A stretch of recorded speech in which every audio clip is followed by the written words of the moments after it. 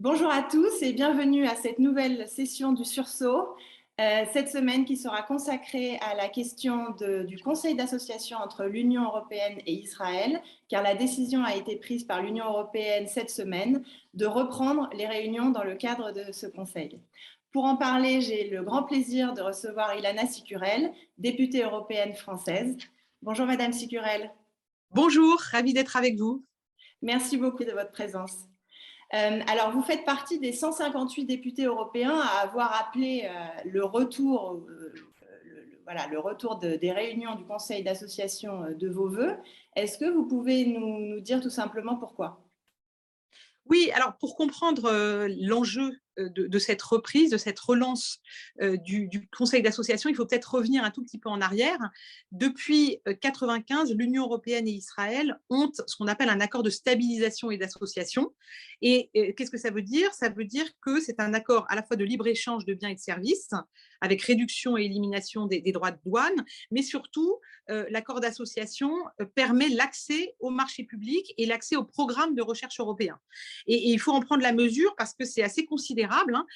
Deux chiffres à retenir.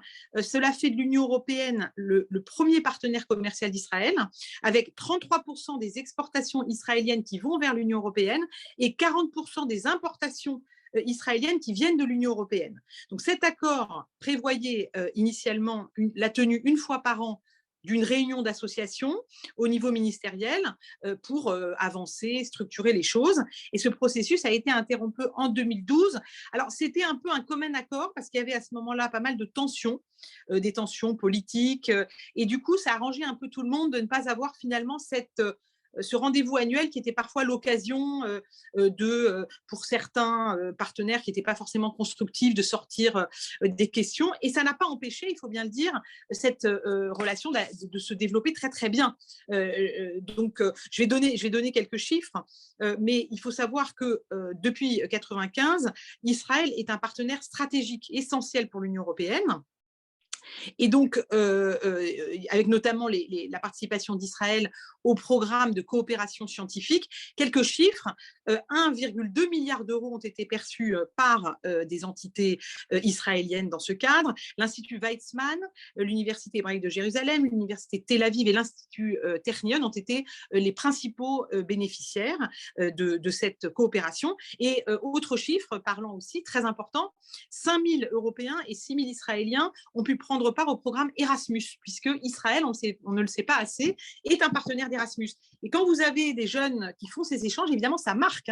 Ça marque pour la vie, ça crée une autre vision d'Israël pour les Européens qui ont pu y passer du temps. Donc, c'est des choses qui sont assez essentielles. Donc, la reprise, c'est une bonne nouvelle. Ça fait plusieurs années maintenant qu'Israël était soucieux de reprendre ce dialogue parce que les relations sont apaisées avec l'Union européenne, elles sont pragmatiques, elles sont vraiment tournées vers la construction des relations aussi bien économiques que scientifiques. Et donc, pour nous, c'est une très grande satisfaction, sachant que récemment, il y avait des priorités de coopération entre l'Union européenne et plusieurs pays, comme l'Égypte, la Jordanie, le Liban, l'Algérie et la Tunisie. Et donc, ça commençait à pâtir un petit peu. C'est-à-dire que la relation entre l'Union européenne et Israël va bien, mais il était assez évident pour nous qu'il était temps, et même grand temps, que reprennent ces rendez-vous annuels qui pourront permettre peut-être d'aller encore plus loin, encore plus vite entre l'Union européenne et Israël. Donc c'est une excellente nouvelle. On s'est battu pour et on est content aujourd'hui de pouvoir annoncer que c'est le cas. Alors, comme vous le disiez, ces réunions n'ont pas eu lieu depuis 10 ans. La première qui aura donc lieu bientôt. Alors, est-ce que vous savez quel va être son agenda et quels vont être les principaux axes, les axes prioritaires de discussion pour la Oui, coopération? alors j'aurais tendance, si on regarde l'agenda et l'ordre du jour de la visite d'Ursula von der Leyen, qui était récemment, comme vous le savez, en Israël, elle a insisté sur quelque chose d'essentiel que je rappelle, c'est évidemment le partage de valeurs communes entre Israël et l'Union européenne. Donc je crois que ça, c'est quelque chose quand même qu'il faut rappeler, surtout dans la période que nous vivons. Mais compte tenu de l'urgence, certains voudraient que le conflit israélo-palestinien soit à l'ordre du jour, mais je crois qu'il y a peu de chances finalement que ça émerge comme une question au premier plan. Par contre, on est dans une période avec deux grands défis. Le premier défi, c'est celui de l'indépendance énergétique de l'Union européenne. Et donc, à mon avis, ça va porter principalement sur ce que peuvent faire l'Union européenne et Israël en matière de gaz, puisque vous savez qu'il y a du gaz israélien. Et donc, au moment, donc soyons très concrets, hein, au moment où l'Union européenne est en train de bâtir sa stratégie pour garantir son indépendance énergétique, hein, qui s'appelle Repower EU, vis-à-vis de donc son indépendance notamment vis-à-vis de la Russie, eh bien, on pourrait tout à fait imaginer que ce Conseil d'association Union européenne-Israël soit le moyen de formaliser des négociations sur l'importation de gaz israélien par l'Union européenne, par exemple. Et deuxième point qui évidemment nous préoccupe tous, c'est le risque d'une crise alimentaire majeure, hein, qui frappe près de plein fouet le Moyen-Orient et n'épargnerait pas Israël, qui importe 50% de son blé et 30% de ses œufs depuis l'Ukraine. Donc là encore, je crois que la reprise des réunions du Conseil d'association permettrait de trouver des solutions pragmatiques à cette question, avec d'un côté le renforcement des exportations européennes vers Israël et de l'autre, permettre à l'Union européenne de bénéficier de l'expertise et de l'innovation agricole israélienne. Vous avez également évoqué l'aspect culturel de la coopération entre l'Union européenne et Israël. Qu'en est-il aujourd'hui ? Oui, ça c'est une excellente nouvelle, puisqu'on attendait en fait l'adhésion d'Israël à Europe Créative, qui est un programme de financement de la culture et de l'audiovisuel, et c'est chose faite depuis juin 2022, notamment d'ailleurs grâce à l'initiative de la France, qui a beaucoup poussé en ce sens, notamment Roselyne Bachelot. Et donc aujourd'hui, ça va être une aide de l'ordre de presque 100 millions d'euros. C'est très important, parce qu'il y a évidemment les financements, mais il y a tout l'aspect symbolique, puisqu'on parlait tout à l'heure d'une communauté de valeurs, ça passe par la culture. Israël y tenait beaucoup. J'ai été aussi très, très attachée comme membre de la commission culture de l'Union européenne. Et donc, ça reprend et c'est une grande nouvelle aussi. Merci. Alors, si on regarde au niveau régional maintenant, parce que nous allons bientôt célébrer les 2 ans des accords d'Abraham, qu'est-ce que l'Union européenne réellement peut jouer comme rôle dans la région et notamment pour favoriser la paix ? Je crois que ces accords d'Abraham, on n'en parle pas assez, notamment en France. C'est un événement historique. Le président Macron, lors de sa rencontre avec Yair Lapid, a salué et soutenu avec beaucoup de force ces accords.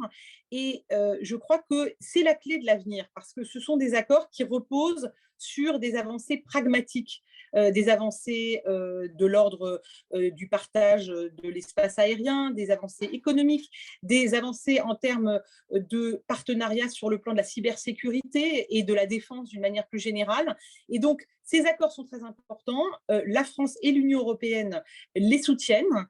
Et donc, je crois que c'est dans cette direction que nous devons aller. Et je crois que si l'Union européenne devait avoir précisément un rôle dans le retour de la paix dans cette région que nous appelons bien sûr tous de nos voeux, je crois que cette démarche, qui est celle de l'Union européenne depuis un certain nombre d'années, est la bonne, c'est-à-dire avancer grâce à des intérêts partagés, des investissements partagés, la paix par l'économie, par la recherche, la paix par évidemment le partage de valeurs communes. Tout cela, pour moi, c'est une manière d'avancer et une manière pour l'Union européenne de contribuer de manière très importante à cette avancée de la paix entre Israël et le monde arabe. Donc oui, nous devons suivre de très près ces accords d'Abraham et faire en sorte que cette logique positive s'étende, et l'Union européenne peut avoir un rôle majeur à cet égard. Un petit dernier mot de conclusion, et un peu français, mais quand on voit, si vous voulez, que en France, des forces politiques qui ne jugent pas utile de considérer sérieusement une loi pour soutenir le pouvoir d'achat viennent de proposer comme première résolution un texte infâme, hein, sur lequel on devrait revenir si je suis à votre disposition plus longuement. Et pour ne pas les nommer, il s'agit de la France Insoumise, qui propose une résolution qui considère qu'Israël est un État d'apartheid, qui est un texte d'une violence inouïe comme on n'a pas eu depuis très longtemps dans notre pays, où, en dehors des accusations évidemment totalement infondées sur les accusations d'apartheid, remettent en cause carrément le droit d'existence de l'État d'Israël, puisqu'ils reviennent à 48 et demandent un État d'un seul tenant pour les Palestiniens. On sait ce que ça veut dire.